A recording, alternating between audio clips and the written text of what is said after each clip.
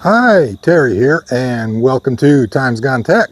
Hey, today I'm going back to the range to get some more chronograph, or as we used to say up in Missouri, velocimeter testing. So don't go away.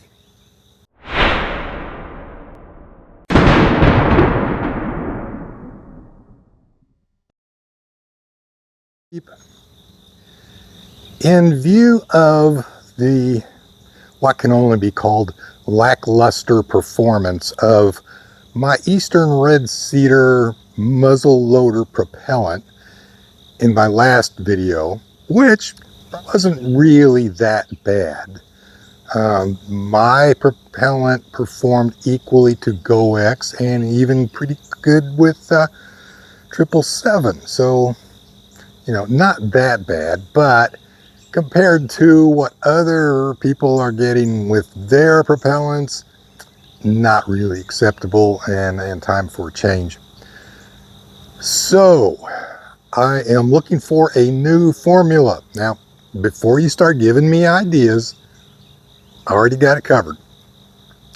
I have made a few minor adjustments to the formula and manufacturing process itself, but what I'm really going to be looking for is a new source of charcoal. Now, I'm not interested in any black powder substitutes.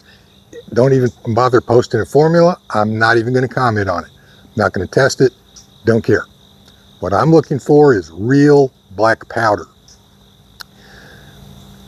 The formulation changes that I have already made and tested are I went from a 75-15-10 mix ratio up to a sporty mix, you could call it, a 77-13-10. And a lot of other people get really good results with that. I tried it with my Eastern Red Cedar mix, and I didn't notice any difference, at least not with Eastern Red Cedar. But I've been trying it again with some different sources for charcoal and have gotten some noticeable improvements. So I'm going with a 77-13-10 now. I'm still milling, dry ball milling for 24 hours, shaking it up after 12, and I'm still compressing, although I'm getting a little bit better density now. This last time I got a 1.75, which I'm not going to be testing yet. I'm not quite ready yet, but 1.4, 1.7, 1.75 is what I'm getting now. I was getting 1.0, same as GoX again, with Eastern Red Cedar. Now, in this testing, first of all, let me point out that I am not on a quest to find the world's best black powder. I'm also not trying to start up a competition with anybody else, so I'm not going to go stomping around in anyone else's backyard.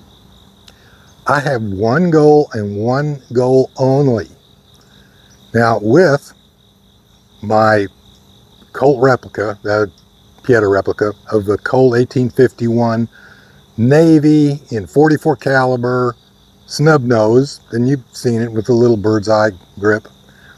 Cute little gun, right? 44 caliber. Well, with my Eastern Red Cedar powder, GoX, and 777, about the best velocity I've been able to squeeze out of that thing is around 700 feet per second.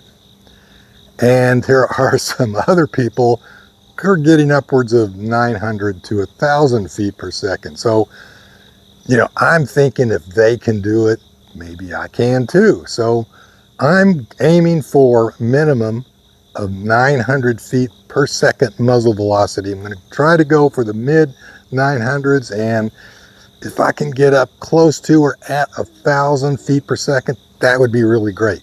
Now, why 900 to 1,000 feet per second? That's a very good question, and I'm going to go into that in detail in another video coming up. Not going to get into that today. Let's just say that there's a reason for that, a very good reason for that.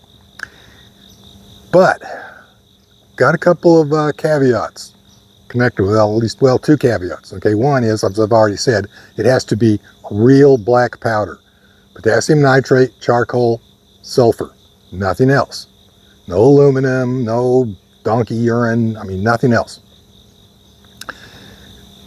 Also, I'm going to limit myself to materials for making charcoal that I can source locally, like behind me, around my property, my neighbor's yards if they let me, the forest and the swamp behind my house, you know, that kind of stuff. I'm not going to go testing any exotic materials or expensive exotic materials, especially like balsa, which I'm pretty sure would get me where I want to go.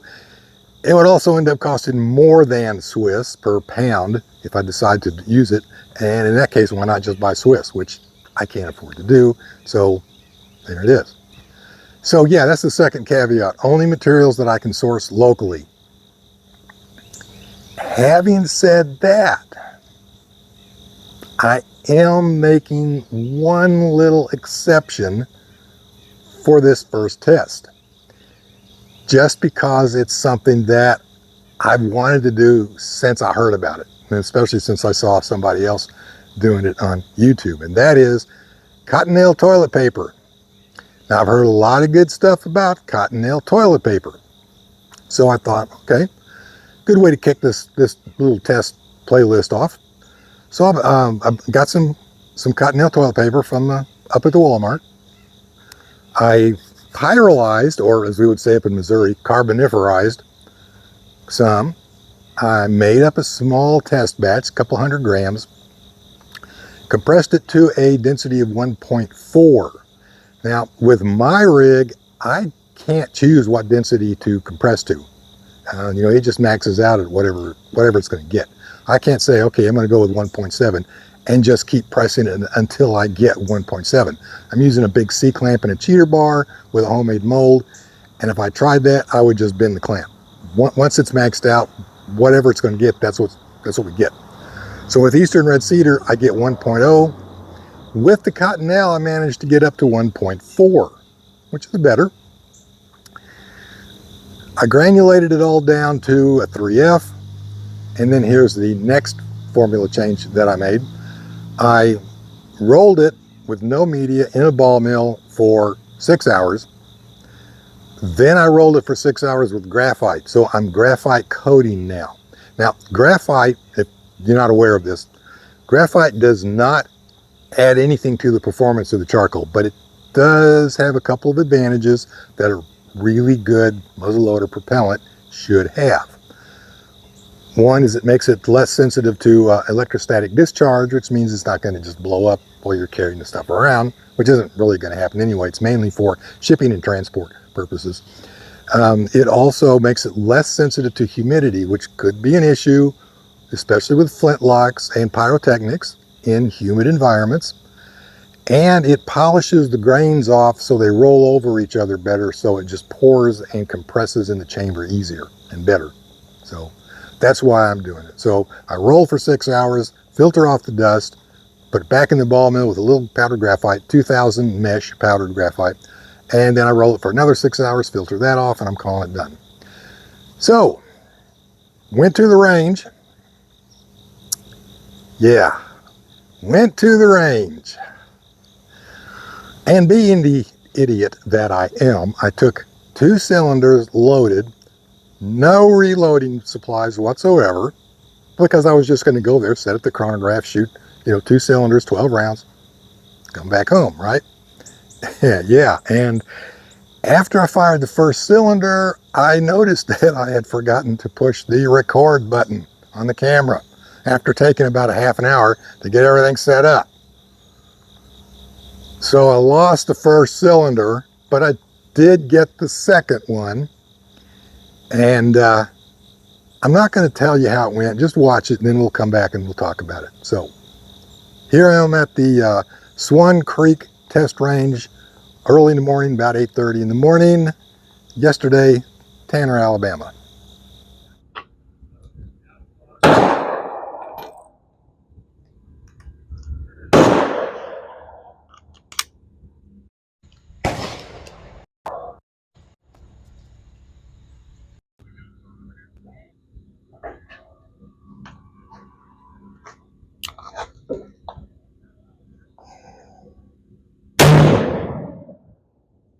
$7.96.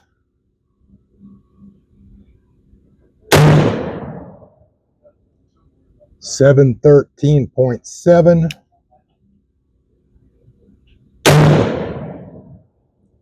846.1,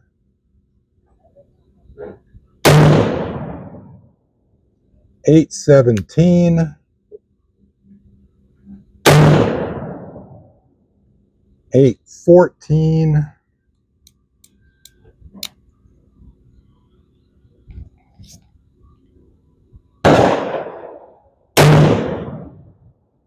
833, average 803, minimum 713, maximum 845. So I got the 800. That's good. Barely, but I got it.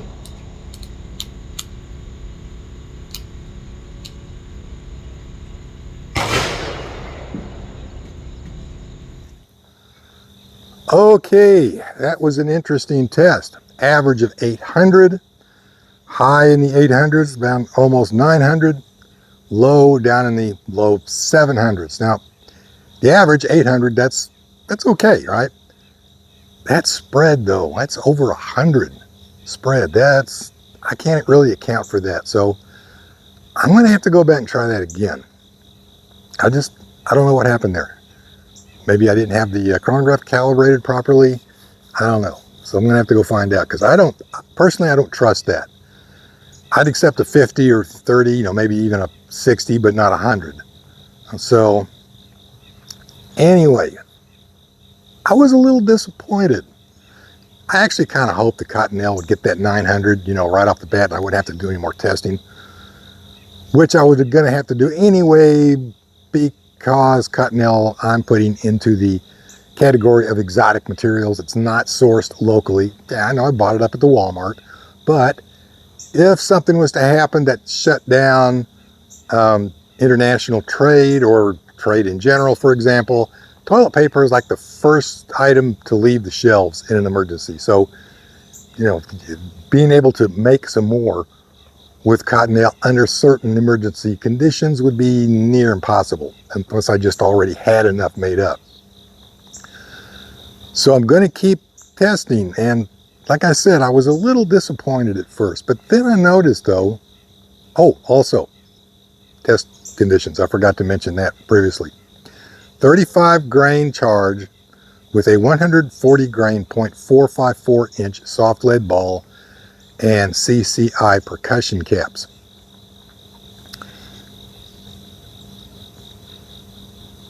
After I got to looking at the numbers and thinking about it, that was a 100 feet per second increase just by changing the charcoal from Eastern Red Cedar to Cottonelle in a handgun with a 3.5 inch barrel. That's pretty good, and that actually reaches the minimum requirement of 800 feet per second or 200 foot-pounds of energy. Again, I'm going to talk about it in more detail. I have mentioned it in a previous video, and I'm going to go into a little more detail in a future one coming up. But it's not that 900 that I want. And, it might be possible that I'm not going to get 900. Just maybe with what I can find around me, in the 800s range, maybe all I can get. If I can get 850 up close to 900, I guess I could live with that. That's a lot better than 700. Now, as far as cleanliness goes, there's the patch.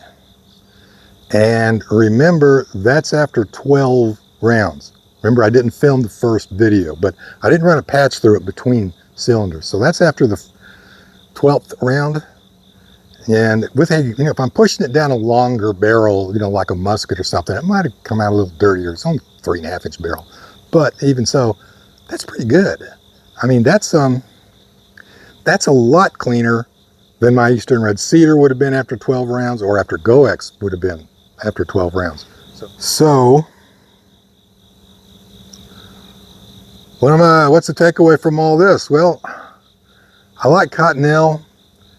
If nothing else I test works out any better, if I don't get anything that's any cleaner with the same velocity, then I could make up a couple pounds of Cottonelle, keep it in powder, keep it handy. But I'm going to keep testing. I got another one coming up. The mill's running now. That'll be ready next week. So, oh, first cylinder that I fired that I didn't film.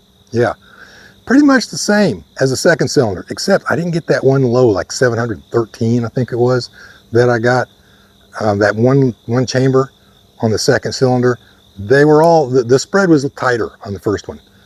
I didn't film it though, so you just have to take my word for that. But there was nothing unusual in it. It averaged low 800s, just like the second cylinder, right around that, 805, I think it was, or something like that. So I had another idea that I'm going to try out. I've just ordered the mold, so again, next weekend probably. I've been using a .454 inch lead ball. I'm going to go up to a .457. Shave a little more lead, get that flat band around the circumference of the ball just a little wider, give it a little better grip in the barrel, and see if maybe that might, you know, bump it up 50, 60 feet per second maybe. So that's it for this weekend, and thanks for watching, and see you back at the range next week.